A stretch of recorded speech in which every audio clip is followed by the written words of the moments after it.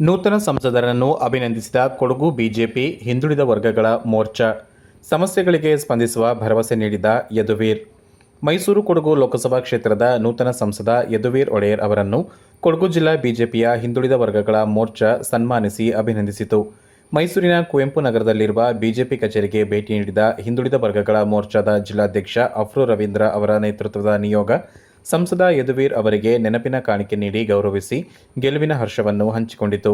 ಈ ಸಂದರ್ಭ ಮಾತನಾಡಿದ ಯದುವೀರ್ ಅವರು ಗೆಲುವಿಗಾಗಿ ಶ್ರಮಿಸಿದ ಪದಾಧಿಕಾರಿಗಳು ಹಾಗೂ ಕಾರ್ಯಕರ್ತರಿಗೆ ಕೃತಜ್ಞತೆ ಸಲ್ಲಿಸಿದರು. ಕೊಡಗು ಜಿಲ್ಲೆಯ ಸಮಸ್ಯೆಗಳಿಗೆ ಪ್ರಾಮಾಣಿಕವಾಗಿ ಸ್ಪಂದಿಸುವುದಾಗಿ ಭರವಸೆ ನೀಡಿದ ಅವರು ಜಿಲ್ಲೆಯಲ್ಲಿ ಸಂಸದರ ಕಚೇರಿ ತೆರೆದು ಜನರ ಅಹವಾಲುಗಳನ್ನು ಸ್ವೀಕರಿಸಲಾಗುವುದು ಎಂದರು. ಏನೇ ಸಮಸ್ಯೆಗಳಿದ್ದರೂ ತಮ್ಮ ಆಪ್ತ ಸಹಾಯಕರ ಮೂಲಕ ನನ್ನ ಗಮನ ಸೆಳೆಯಿರಿ ಎಂದು ತಿಳಿಸಿದರು. ಅಫ್ರು ರವೀಂದ್ರ ಮಾತನಾಡಿ, ನೂತನ ಸಂಸದರಿಂದ ಕೊಡಗಿನ ಬಿಜೆಪಿ ಕಾರ್ಯಕರ್ತರಲ್ಲಿ ಹೊಸ ಉತ್ಸಾಹ ಬಂದಿದೆ. ಅಭಿವೃದ್ಧಿ ಕಾರ್ಯಗಳಿಗೆ ಆದ್ಯತೆ ದೊರೆಯುತ್ತದೆ ಎನ್ನುವ ವಿಶ್ವಾಸ ಮೂಡಿದೆ ಎಂದರು.